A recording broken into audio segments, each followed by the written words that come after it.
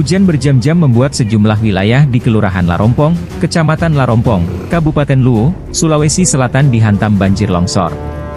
Selain banjir yang merendam beberapa titik di Kecamatan Larompong, longsor juga kembali terjadi di Dusun Sikuku, Desa Komba, Selasa, 16 Juli 2024. Material tanah kembali amblas ke jalan di titik yang sama.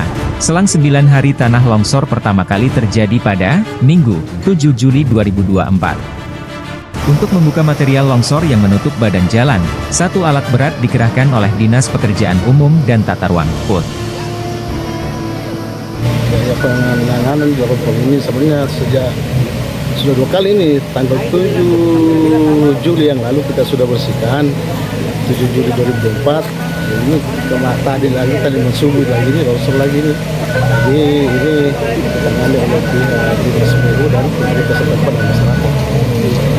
Dan dibantu oleh TNI Polri tentang penanganannya. Sekarang ini kita buka akses supaya masyarakat yang ada di Desa Bintur dan Desa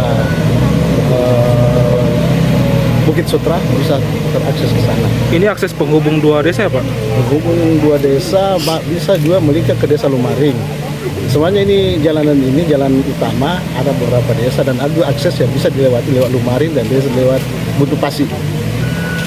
Cuma ini jalan utama karena ini keluarga kita yang punya kebun di dalam, kebun cengkeh, sama lagi panen ini, jadi dia lebih dekat lewat sini. Ada jalan tetap jauh, ini yang tercepat. Ya, ini penyebab longsornya apa nih Pak? Ya, ini karena dengan curah hujan yang tinggi, ini tanah labir, akhirnya menutup badan jalan. Perkiraan berapa lama ini Pak penanganan? Insya Allah ini kita tangani ini berapa jam dan cukup 1 jam ini sudah bisa lewat lagi. Download Tribun X sekarang, menghadirkan lokal menjadi Indonesia.